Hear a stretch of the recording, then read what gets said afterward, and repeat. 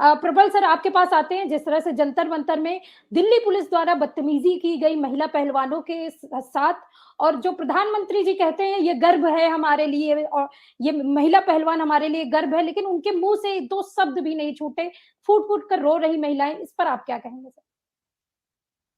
देखिए, प्रधानमंत्री को बजरंग दल के बैन पर चिंता है, लेकिन जंतर पंतर पर बैठे हुए न्याय की उम्मीद करते हुए बजरंग पुनिया की चिंता नहीं।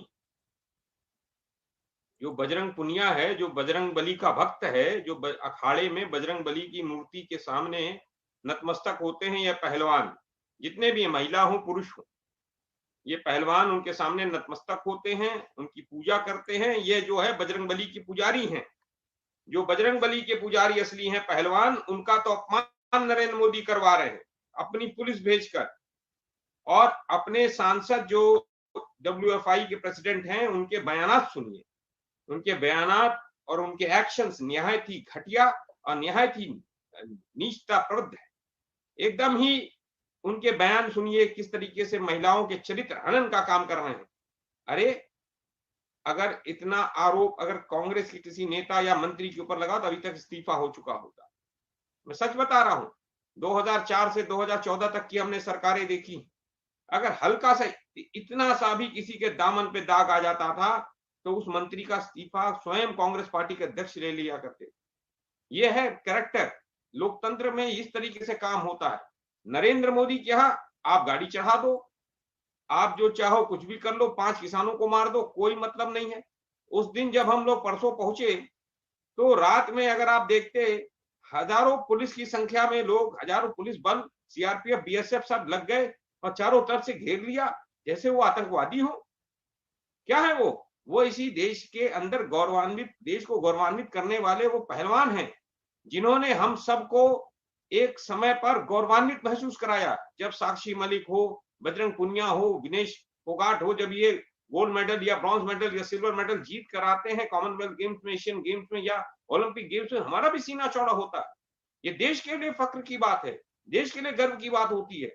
लेकिन आज देश की जो बेटियां हैं वहां पर बैठी हुई, उनकी आंखों से आंसू आ रहे हैं, वो रो रही हैं, वो तड़प रही हैं, वो न्याय की मांग कर रही हैं।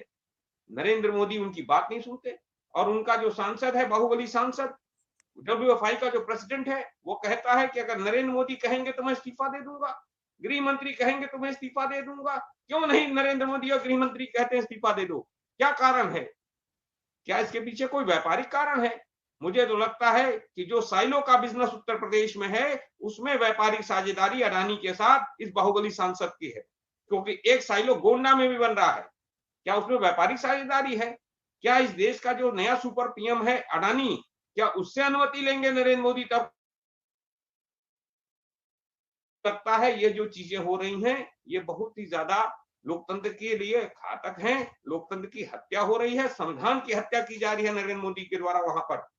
और यह अगर ये इसी तरह चलता रहा तो एक चीज समझ लीजिएगा, इस देश में जो ये बच्चियां रो रही हैं, इनकी आंसू के सैलाब में नरेंद्र मोदी की सत्ता बह जाएगी। नरेंद्र मोदी को भी नहीं पता चलेगा। नरेंद्र मोदी ये सोच रहे हैं कि पुलिस और मीडिया लगाकर आप किसी की आवाज दबा दोगे, तो आवाज दबने वाली नहीं है। इस देश के अंदर और भी माध्यम है जिसके माध्यम से लोग वहां पर खड़े हैं। और मैं एक और चीज बता, जो मैं जंतर मंतर पे देख के आ रहा हूँ, वहां पर किसान भी आ रहे हैं, मजदूर भी आ रहे हैं, महिलाएं भी आ रही हैं, नौजवान भी आ रहे हैं, क्षेत्रीय संगठन भी आ रहे हैं। तमाम वो सारे संगठन, यहां तक जिस संगठन में मैं हूं, कामगार कर्मचारी कांग्रेस, हम लोग स्वयं 2-3 बार जा चुके हैं और मैं प्रतिदिन के हिसाब से रोज जाता हूं वहां पर। और हमारे साथी जाते हैं वहां पर, हम उनका समर्थन करते हैं। कांग्रेस की लीडर प्रियंका गांधी जी भी गई थी वहां पर, महासचिव भूपेंद्र हुड्डा जी गए, और उसके बाद भूपेंद्र हुड्डा जी पूर्व मुख्यमंत्री भी गए। सारे लोग वहां पर अपना समर्थन दे रहे हैं। हर party, across the party line लोग समर्थन दे रहे हैं। ये बात एक जाति और एक राज्य तक सीमित नहीं है। यह लड़ाई जो है बेटियों के सम्मान की है, बेटियों की सुरक्षा की है। और अगर वहां से बिना न्याय के वहां से कुछ हुआ नहीं तो देश के अंदर बेटियां सुरक्षित हो जाएंगी और नरेंद्र मोदी के सांसद दानव बनकर, बलात्कारी बनकर घूमेंगे और देश के अंदर कोई भी बहू बेटी की इज्जत सुरक्षित नहीं होगी। यह लोग व्यभिचारी हैं, बलात्कारी हैं, और यह लोग क्या क्या हैं ये हम नहीं कह सकते, लेकिन इस तरह के तमगे भारतीय जनता पार्टी के अंदर सांसदों के पास है, वही सांसद का टिकट प्राप्त करता है। यही मैं आपको कहना चाहता हूँ। जी सर।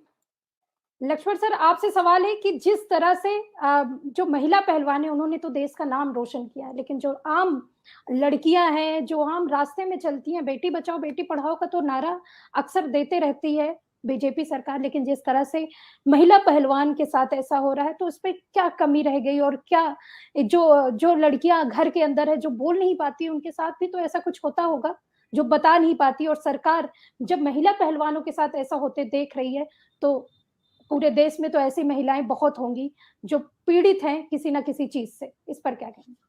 देखिए, आज भी इस देश में एक विरोधाभास इस बात का है कि जिसको ज्यादा अपमानित किया गया या जिसको हक अधिकार न देना हो उसको पूजनीय बना दो, और इसकी सबसे ज्यादा शिकार महिलाएं हुई। आज भी वो लोग बहुत शान और शौकत से कहते हैं कि हम 9 दिन व्रत रहते हैं, पूजा करते हैं। बहुत अच्छी बात है, महिलाओं का सम्मान है, उन्हें देवी बना के पूजते हैं, बहुत अच्छी बात है।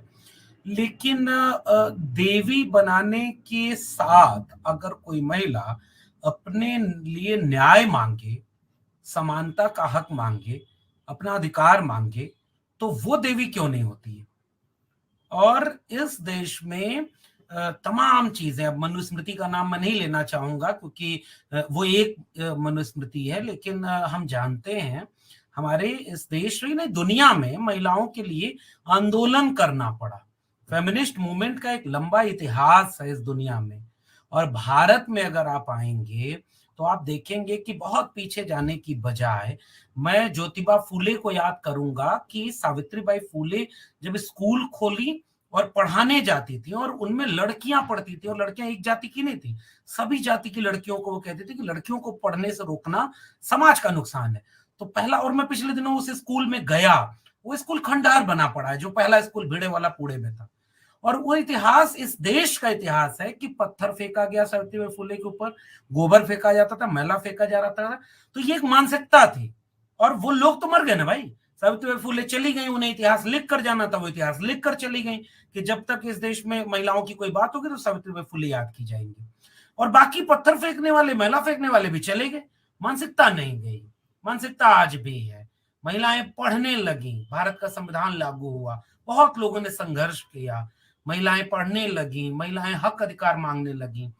महिलाओं को दबाने की कोशिश की गई कि वो अपना हक अधिकार ना मांगे।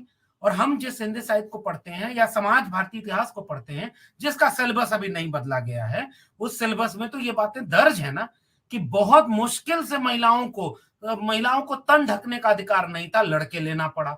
महिलाओं को पढ़ने का अधिकार नहीं था, लड़के लेना पड़ा। महिलाओं को नौकरी करने का अधिकार नहीं था, लड़ना पड़ा उसके लिए। महिलाओं को सती कर दिया जाता था, लड़ना पड़ा कि रोको इसको, ये ठीक नहीं। महिलाएं विधवा हो गई तो विवाह नहीं हो सकता, लड़के लेना पड़ा। महिलाओं को बाल विवाह में झोंक दिया जाता था, लड़के रोकना पड़ा इसे। महिलाओं को अधिकार मिला, वोटिंग राइट मिला भारत के संविधान से, सारा अधिकार मिला भारत के संविधान से। अब 75 साल बाद हर हाथ तिरंगा, हर घर तिरंगा।